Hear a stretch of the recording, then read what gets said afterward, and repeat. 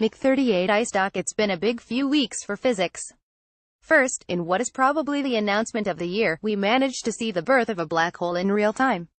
And now, on the completely other end of the scale, we're starting to get to grips with how the tiniest possible bits of matter interact. Granted, it might not mean much to you, but a group of physicists has announced a groundbreaking discovery about subatomic particles, something the LHC has been searching for, and they're pretty excited. The team behind a new paper has announced the first unambiguous evidence for a special theory of how matter interacts, and it means a theory that's been around since the 1950s makes a bit more sense. It is not as mind-boggling as neutron-star merger, but we have also discovered something, says Juan Rojo, from the Free University of Amsterdam, and co-author of the paper outlining the discovery entitled Evidence for New Physics within QCD.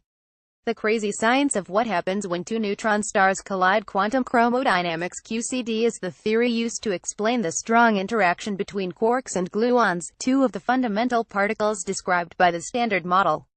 QCD is essentially at the root of any interaction that a particle accelerator such as the LHC is looking for. Physicists use theory to predict how particles like this will interact, but at very low energies this theory breaks down and doesn't provide a good enough prediction. For 25 years, another theory has been suggested for these low-energy interactions, but nobody has managed to find evidence to support the new theory, called BFKL dynamics. Until now, as the value of x gets smaller and smaller towards the right of the graph, the results showed, the QCD description of what happens in green stops predicting the right results. But if BFKL dynamics are included shown in blue, the description fits the data. Richard D. Ball et al. The team used data from the Hera particle accelerator, which operated in Hamburg from 1992 to 2007. They studied interactions involving protons, in which the energy a quark carries compared to the total energy of the proton is given, the number x. So if x is 0.1, this means the quark carries a tenth of the energy of the proton.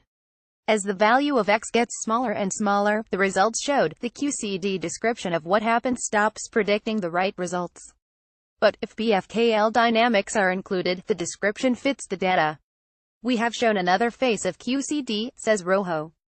It is the onset of a new dynamical regime that had been searched for 25 years without success. Rojo has personally been working on this problem for 10 years, since he started in his first postdoctoral position in a lab. It has taken a lot of time, but the results are worth it, he says. And he feels really excited about the results.